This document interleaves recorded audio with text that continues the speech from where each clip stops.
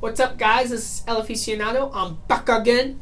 This is the USA versus Colombia pregame show. I'm going to give you guys a little spice of what I think the U.S. men's national team might look like tonight, along with my little things to watch and some general tidbits about the game. So thanks for coming in today. I hope you enjoy. Into one, take England behind Giroud. Competition in the world. No team has won it more than Arsenal.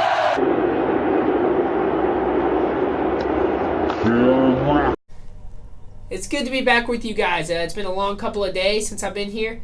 I've really missed you guys. I hope you guys have missed this content. The USA is playing Colombia tonight at 7:30 on FS1 in Tampa, Florida. I hope there's a good turnout for the game. I hope the American Outlaws are loudy and rambunctious. Please tune in back after the game. No matter the result, I will be right here talking about it, giving player ratings and general thoughts on the game. So thank you for supporting the channel. Please be sure to like and subscribe. Get in there. I'm looking for 100 by the end of the year. You could be part of that. Get in here. Also, follow me on Twitter and Instagram at El Aficionado. It's right here. Get in there. I do a lot of, I try to be a little bit more funny on my Twitter. I try to be active. My Instagram is mainly just to advertise whenever I post videos. So thank you for following both of those and getting in on this. The last little introduction tidbit that I have here is look at this fantastic jersey. This is, as many of you U.S. men's national team fans know, is their home kit for this 2018 year. I think it's fantastic. It's a Christian Pulisic, my favorite American player. He's the GOAT. I love this jersey. I think it looks so good. And you know who got it for me? My amazing, wonderful, awesome girlfriend. Thank you so much. She'll definitely watch this in like 3 days and hopefully be surprised, you know? So now that all that's out of the way, it's time to jump right in here into this content. The first thing I had to say, with a very sad heart, and I really don't want to say these words, but Christian Pulisic, Weston McKennie, and Tyler Adams are all three out with injuries. And in the meantime, they have been replaced by the more veteran players. Brad Guzan and Michael Bradley are both back in. It's a sad day. It's a sad day. I'm not the biggest Michael Bradley fan. If that angers you, then get out of here right now because I'm going to hate on him all the time. I think he's not very good at all. I've literally never heard anything so depressing as Christian Pulisic being traded out for Michael Bradley. That's a sad day. Brad Guzan, you're all right, buddy, but you're certainly not. You're not the future. I'm sorry. I like you at Atlanta, though. He's good. He's a good keeper. He's got talent. Goes back to the Villa days. I remember him back at Aston Villa. Anyway, what a downgrade challenge. That went from U.S. men's national team was Sanchez at Arsenal, and now Sanchez at United. But we'll see. Hey, even Sanchez at United scored a big goal the other week, so maybe the U.S. men's national team can do the same. My predicted starting 11 for tonight's game, seeing as to how Michael Bradley and Brad Guzan were called up, the direct quote from Dave was that he wanted to start mixing that older, more experience in with this young group that he's got. And so I feel like, seeing as to how they got called up, seeing as to how Colombia is a very good team, highly ranked, they have some really good players, they're both going to be starting tonight. So I feel like it'll be Guzan coming out the back. His gleaming bald head will be leading the way. Then we're going to have Yedlin, Miazga, Brooks, and Robinson through the back. I could see us running a 4-3-3. Should have set that in there at the start. I think it's going to be a 4-3-3, and I think Acosta, Bradley, and Trapp will be playing in there in a very defensive midfield trio. And I think we'll have Weah, Wood, and Green spacing out the top.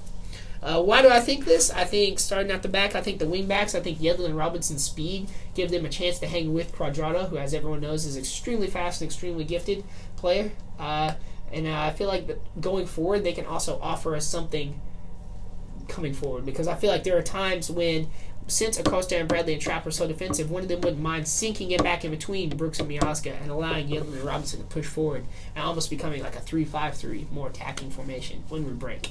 So I feel like that will be the way to go. I feel like Miazga Brooks is the center back duo of the future. You have Brooks' consistency, steady play, aerial dominance. I mean, John Brooks is the best U.S. men's national team defender. I feel like Matt Miazga could become his number 2. I think he will narrowly beat out Carter Vickers. Carter Vickers he's not as dynamic as Miazga. Miazga, he's got that feistiness. I mean, we saw it right when he got up in that face of that guy in the Mexico game. So I mean, I feel like that intensity and that tenacity will get Miazga the spot over Carter Vickers. But I feel like Brooks and Miazga will be the center back duo of the future. That's why they'll be starting tonight. Obviously, this is an extremely defensive midfield trio. All three of them are more defensively minded. I feel like Acosta will probably push the point with Bradley and Trapp sitting deep right there in front of the center backs, right in the space that Falcao likes to hang around. He likes to hang there right in between the center backs, right directly in front of them or off the back shoulder. I feel like if we have Bradley and Trapp shielding Miazga and Brooks, it'll cut out a lot of those passing lanes that James and other Colombian central midfielders like to find. So I feel like that will be what will be happening with Acosta pressed high. Probably not that high, let's be fair. We probably won't be seeing much of the ball tonight. But I feel like Acosta will be the high man in that trio. Leading the attack, Weah, Wood, and Green. I mean, obviously there's a lot to talk about with those three. The most careful thing is not to get sucked so deep. If Weah and Green both get pinned way back and leave Wood on his own, he's never going to have a chance tonight. I mean, he's got to have touches and he's got to have support to play off of. Obviously, everything's going to want to be into feet on the ground because their center backs are enormous, freaking huge.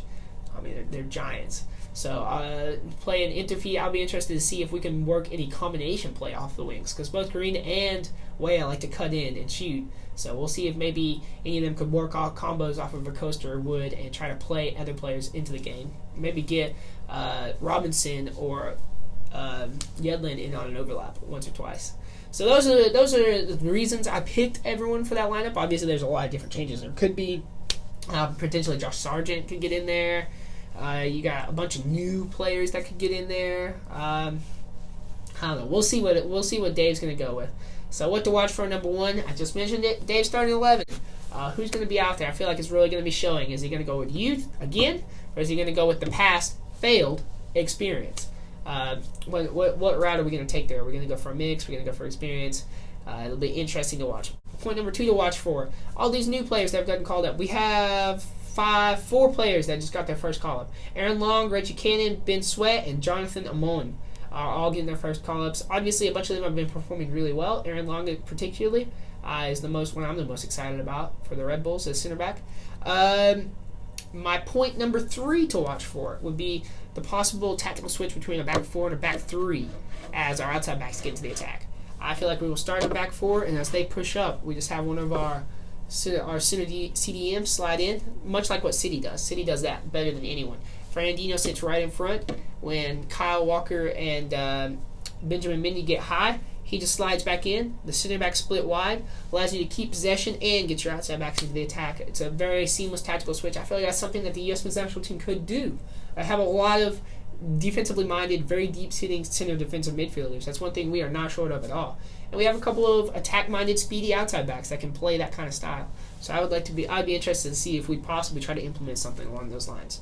My 4th thing to watch for would be James and his bad form. I mean, he's been looking pretty bad this season. Been dropped from Bayern Munich starting 11. A Bayern Munich team that's struggling right now. 6th in the Bundesliga, very unlike them.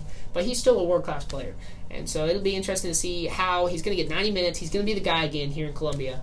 How will he perform? And my 5th and final thing to watch for is those U.S. men's national team fans. Because we're big up. We're the best in the world. We're better than you. Sorry, other team fans. We are. So go up the USA and up the American Outlaws. Definitely join them once I'm 21. $20. Get in there if you're 21. Let's get it. All right. So come back later.